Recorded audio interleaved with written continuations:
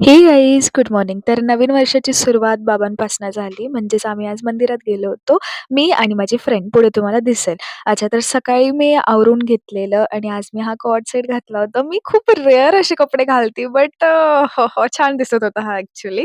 त्यानंतर सकाळी मला करायचे होते पालकचे पराठे आणि आम्हाला जायचं होतं दुपारून कारण तिला काहीतरी काम होतं म्हणजेच प्रांजलला. सो ती मला बोलली, "आपण दुपारी जाणार आहोत." मग मी सकाळी सगळं काही आवरून घेत होते, भांडे वगैरे होते आणि खूप दिवसानंतर मी बोरं खाल्ले. म्हणजे बोरं बोलायला पण मला वेगळं फील होतंय म्हणजे इतक्या वर्षानंतर. कारण मी जेव्हा नागपूरला होते ना आधी, तेव्हा मला इतका क्रेज होता बोरांचा आणि मला इतके आवडायचे. म्हणजे आम्ही तिथे ना क्वार्टरमध्ये राहायचो.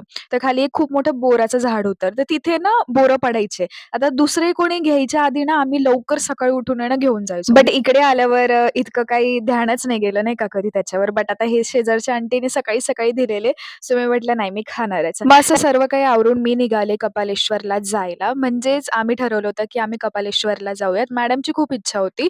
सो म्हटलं ठीक आहे नवीन वर्षाची सुरुवात आपण अशीच करूयात. आणि काही सर्वात चांगली गोष्ट अशी, की गर्दी खूप जास्त नव्हती. एकदम मीडियम रेंजमध्ये होती आणि खूप चांगल्याने आमचे दर्शन झालेले. खूप सुंदर असं दिसत होतं वातावरण. अच्छा, तर दर्शन झाल्यानंतर तुम्हाला आठवतं, मी कालच्या व्लॉगमध्ये असं बोललेली, की आम्ही म्युच्युअली एक रील शूट केली, जी मी तुम्हाला उद्या दाखवेल. बट समहाऊ आम्हा दोघींनाही ती रील नाही आवडली म्हणून आता म्हटलं भेट झालेलीच आहे तर ती रील आपण परत शूट करूयात. मग आम्ही सर्व काही सेटिंग असं करत होतो आणि इथे ना आम्ही गार्डनला गेलो होतो कारण आम्हाला मागचं बॅकग्राऊंड पण थोडं चांगलं हवं होतं. आता ह्या गार्डनचं नाव काय होतं हे मी विसरली. तिने मला सांगितलेलं. चॉईस तिचीच होती.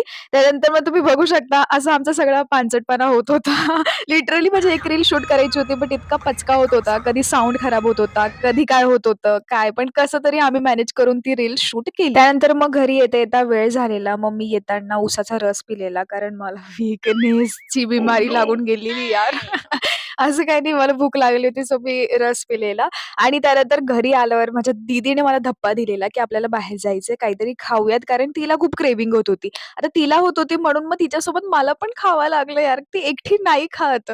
सो म्हटलं यार इतकं जंक मी नाही खाऊ शकणार. बट तिच्यासाठी मी सॅक्रिफाईस केलं माझ्या थोड्या हेल्दी बॉडीला आणि आम्ही एकावर एक असं जंक खाल्लं, की बास काहीच तोड नाही त्याला. अच्छा, तर गाईज मला तुमच्याशी परत एक विषयावर बोलायचं आहे म्हणजेच व्हिजन बोर्ड, जो माझा अजून सुद्धा क्रिएट नाही झालेला आहे. कारण तुम्ही बघूच शकता बिझी शेड्यूल्ड. अच्छा, तर मी आज कोणत्याही हालतमध्ये बनवणारच होती. मला रात्री खूप वेळ झालेला बट स्टिल मी समहाऊ माझा व्हिजन बोर्ड क्रिएट केला. आता माझा व्हिजन बोर्ड बघायचा असेल तर मला कमेंटमध्ये सांगा. बट थोडं-थोडं मी तुम्हाला दाखवलंय. तुम्हाला समजूनच गेलं असेल. आता व्हिजन बोर्डबद्दल मी काय बोलू, की हे किती पॉवरफुल मॅनिफेस्टेशन आहे. ऐकायचं असेल तर मागे मी एका व्लॉगमध्ये बोललेली आहे. पेजला जाऊन चेक करा. बस थँक फॉर वॉचिंग. भेटूयात उद्याच्या व्लॉगला. Bye, bye. Good night.